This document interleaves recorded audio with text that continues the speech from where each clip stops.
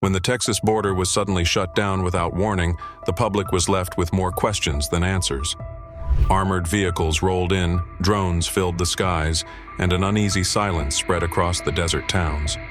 No explanation was given, only a terse statement from federal authorities confirming an undisclosed security threat. But deep beneath the dry soil of the Rio Grande, something had been unearthed. Something that defied explanation. A labyrinth, engineered with military precision. Networks of tunnels with surveillance equipment, encrypted communications, and biometric scanners. This wasn't a cartel operation. This was something else. Something that had been hiding right beneath our feet for over a decade. And the most chilling part? It was never meant to be found. What federal agents discovered has now forced the United States to face a terrifying new kind of threat. One that doesn't cross borders, but digs under them. It started with what should have been just another routine inspection. Border Patrol agents patrolling a lesser-known sector near the Rio Grande, a stretch infamous for smuggling activity, noticed an unusual dip in the terrain. A collapsed section of land. Nothing dramatic. But when they moved in for a closer look, what they found underneath shattered all assumptions. A reinforced tunnel, not crudely carved but professionally engineered, extended far deeper than anyone anticipated. As they descended, they realized this wasn't a simple tunnel. It was the mouth of a sprawling network, with branching corridors, steel supports, ventilation shafts, and wiring that stretched for miles.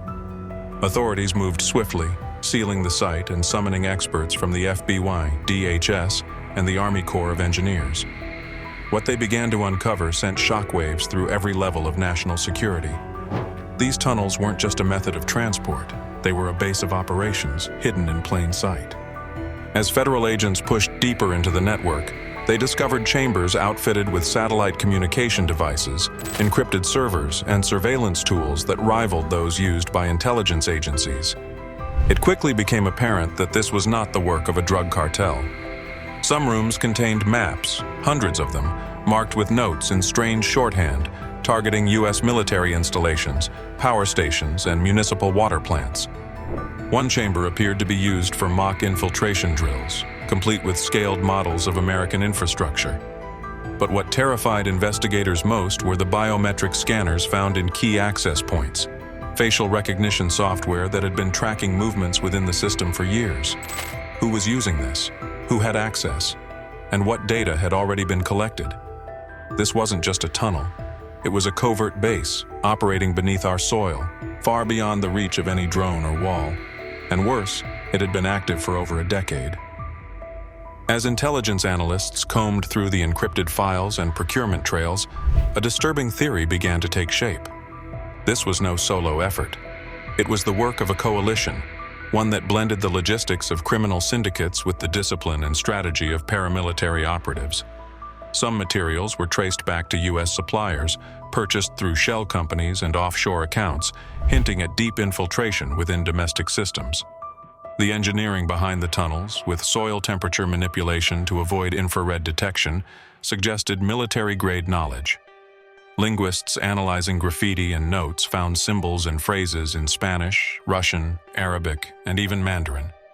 The presence of such a multilingual footprint pointed to foreign intelligence interests, long suspected but never confirmed, until now.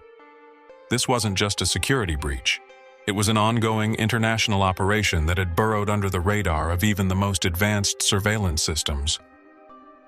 As investigators traced more branches of the tunnel system, they discovered one terrifying pattern after another. Several shafts veered dangerously close to critical infrastructure, including a regional airport and a power substation, suggesting possible sabotage plans. Others approached key water reserves like segments of the Ogallala Aquifer, a system that provides water to millions. The implications were catastrophic. Any disruption or contamination could paralyze entire regions. Hidden storage rooms were found stocked with food supplies, oxygen tanks, and medical kits, all indicating long-term habitation. One room appeared to be an interrogation cell, hinting at internal power struggles or even coercive enforcement. But amid all this chilling preparation, signs of panic were also evident. Some areas had been abandoned in haste, messages scrawled on walls, and rations that expired years ago. It became clear The builders had prepared for everything: survival, escape, isolation. But they hadn't prepared to be discovered. What truly sent chills down the spines of the investigating team wasn't the infrastructure or even the military precision. It was what they discovered deep in one of the sealed chambers. A room that seemed more like a shrine than a storage facility. Shelves lined with strange objects, some that resembled ancient artifacts, others that looked suspiciously like high-tech prototypes. Devices pulsing with residual energy. Symbols etched into metallic plates that no one could immediately identify.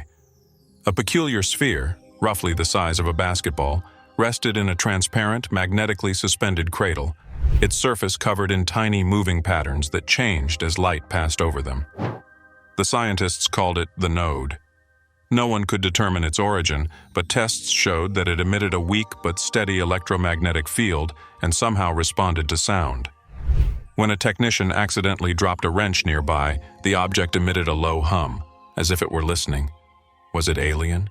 Was it advanced tech from a black-budget experiment? Or something buried from a forgotten era? No one knew. But its presence there, hidden in an underground labyrinth, only deepened the enigma. As if the physical complexity of the tunnels wasn't alarming enough, what emerged next was far more dangerous: cyber infiltration. Hidden within the underground network was a secure data center, powered by its own grid and climate control. Analysts retrieved hard drives loaded with software designed to intercept, replicate, and mimic U.S. government signals. Firewalls were being bypassed, satellite communications were being monitored, and more disturbingly, false data had been injected into federal systems, data that misled authorities about troop movements, emergency readiness, and even weather satellites. Someone had been manipulating U.S. intelligence from beneath American soil. The ramifications were unprecedented. If these infiltrations had gone unnoticed for years, what else had been altered? Was this facility just one of many? Could there be similar hubs near other borders, or worse, deep within the heartland? As the investigation gained momentum, a strange silence began to fall from above. Agencies that once collaborated openly began refusing to share data. Certain documents were marked classified overnight.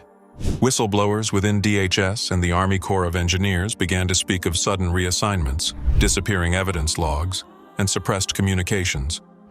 News outlets that attempted to report on the border shutdown were quickly met with vague denials and redacted press briefings. Something, or someone, was trying to contain the narrative. The local communities, once filled with speculation and fear, were suddenly quiet. Cell towers in the region went down intermittently. Journalists were denied access to nearby roads. It became clear, this wasn't just a breach. It was a discovery too powerful, too destabilizing, to be allowed into public consciousness. But why?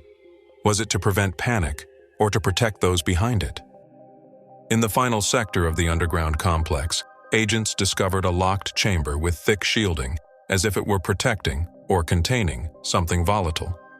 Upon entering, they found a strange communications rig. It was unlike anything previously uncovered, a mix of analog dials and digital displays connected to a network of directional antennas. The logs showed a repeating transmission had been sent from the rig every 48 hours for the past 11 years. But here's where it gets terrifying. The signal wasn't directed inward, toward U.S. systems. It was pointed outward, beyond Earth's orbit. The pattern didn't match any known language, but a mathematician from JPL noted it followed the Fibonacci sequence, embedded in a repeating harmonic pulse. Was it a beacon, a message, a call for extraction? And more disturbingly, had it ever been answered? What began as a routine security maneuver at the Texas border has evolved into one of the most disturbing discoveries in recent U.S. history. An underground complex unknown to federal registries, a cache of high-tech devices with untraceable origins, signs of cyber warfare against national systems, and a communication signal sent into the void for more than a decade, all hidden beneath American soil, mere miles from where children play and families build their lives. And yet, despite all this, the public remains in the dark. The beaches were shut down, the border sealed, but no explanation came, no press conference, no admission, only silence and shadows. What was that facility truly for? Who built it? And what, if anything, has already responded to the signal it sent into the abyss of space. Some believe it was a military relic, others, a failed experiment covered up before it could leak. But a growing number of experts now whisper that this might be something far worse. Proof that the border we thought separated nations may have never been the one that mattered. And if that's true, if we've uncovered something that doesn't belong to any government, any timeline, or even this world, then we're no longer asking who's behind it. We're asking, what comes next?